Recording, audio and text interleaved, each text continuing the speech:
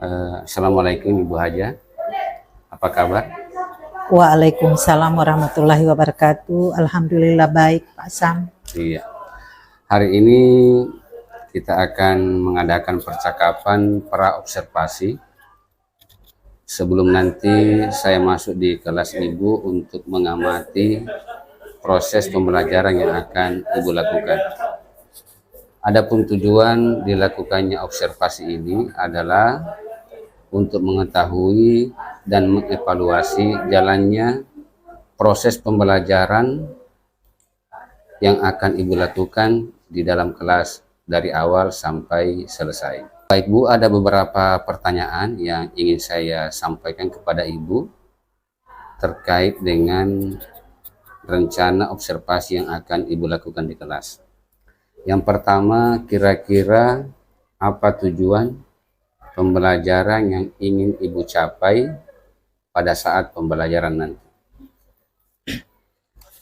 Tujuan pembelajaran yang ingin saya capai yaitu menganalisis dan mengevaluasi pernikahan dalam Islam. Iya. Bagaimana dengan area perkembangan atau area yang ingin dikembangkan oleh Ibu di saat nanti observasi? Area yang akan dikembangkan yaitu pengetahuan dan keterampilan. Ya.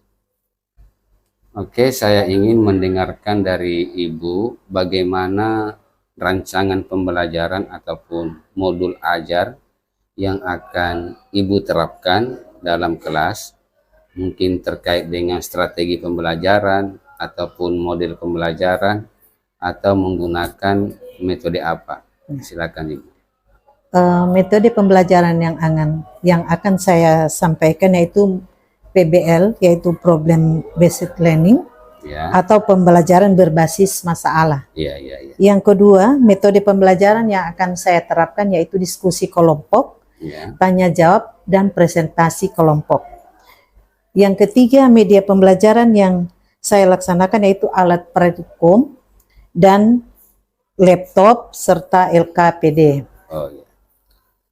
Kira-kira kapan Ibu akan melakukan atau melaksanakan kegiatan tersebut? Misalnya di hari apa, terus jam keberapa, dan di kelas berapa? Kebetulan minggu depan itu hari Rabu, Ya. saya ada jam mengajar di kelas 12 IPA 3, Ya. yakni di jam pertama sampai jam ketiga. Iya. Baik Bu, berarti di minggu depan pada hari Rabu, Ya. jam pertama sampai jam ketiga di kelas 12 12 IPA 3. MIPA 3. Ya. Saya akan datang di kelas Ibu, saya akan melakukan observasi, saya akan melihat dan mencatat hal-hal yang terjadi di dalam kelas. Nanti setelah kegiatan observasi itu, saya dengan Ibu akan melakukan lagi satu pertemuan untuk membicarakan hasil pengamatan saya di saat observasi di kelas tersebut. Sebelum kita akhiri percakapan ini, kira-kira apa yang Ibu dapatkan dari percakapan ini? Yang saya dapatkan dalam percakapan ini adalah gambaran Ya. bagaimana model pembelajaran yang akan saya gunakan nanti. Yang kedua, media apa yang akan saya gunakan dan hal-hal apa yang akan saya persiapkan jika digunakan nanti. Baik Bu, terima kasih atas waktunya sudah berkenan berbincang-bincang dengan saya dan berbagi informasi terkait dengan persiapan observasi di kelas nanti. Dan insya Allah kita akan ketemu di kelas 12 MIPA 3 pada hari Rabu yang akan datang. Minggu depan. Ya, demikian percakapan kita hari ini, percakapan pra-observasi, dan sampai ketemu lagi pada kegiatan observasi di kelas. Demikian, wassalamualaikum warahmatullahi wabarakatuh. Waalaikumsalam warahmatullahi. Terima kasih Pak. Wali, ya. Karena mengapa wali yang berikut, wali itu terbagi atas dua, yaitu wali nasab dan wali nikah, wali hakim. Jadi wali nasab dan wali hakim. Yang ketiga, materi yang ketiga adalah tentang hak dan kewajiban suami istri. Yang keempat adalah mahram, yaitu wanita-wanita yang haram dinikahi, yaitu terdiri atas tiga. Yang pertama faktor keturunan, yang kedua faktor perkawinan, yang ketiga faktor sepersusuan. Nah, baik, kita kembali lagi kepada tujuan yang pertama, yaitu menganalisis makna ketentuan pernikahan dalam Islam. Nah, angkat tangan yang bisa menjawab, yang bisa perempuannya berumur 19 tahun. Coba, siapa yang bisa menjelaskan perbedaannya? Nah, silakan, ya. Pada Ria, silakan. Undang-Undang tahun 2019, umur wanita menjadi 19 tahun dikarenakan pada usia wanita 16 tahun belum sanggup mengandung. Sedangkan kalau sudah 19 tahun sudah mampu. Ya, yang berikut tentang batas usia. Ya, oke. Yang kedua, Undang-Undang nomor 16 tahun ada materi tentang rukun dan syarat nikah. Ya. Rukun ini ada 5. Ya. Ada 5. Yang pertama harus ada Calon suami. Yang harus ada calon suami. Yang kedua harus ada calon istri. Kan tidak mungkin yang menikah tidak ada calon suami atau tidak ada sekaligus. Ya. Yang ketiga ada wali.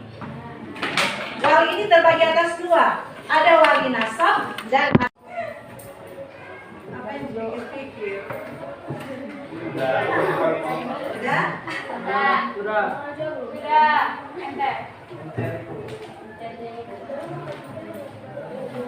Dalam akad nikah itu jelasan dari kelompok kami.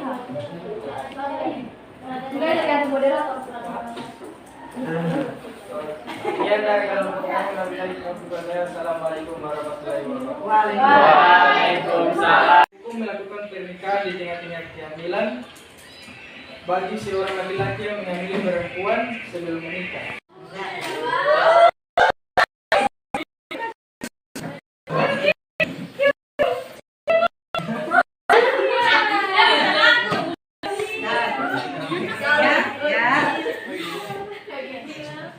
Jangan mata tawa. Jangan mata tawa. Bismillah. Bismillahirrahmanirrahim. Jumadi.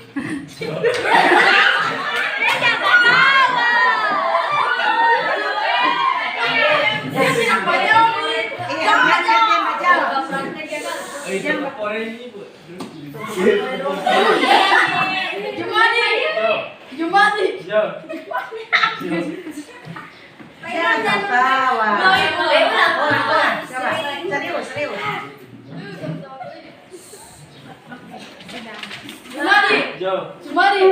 Jumadi.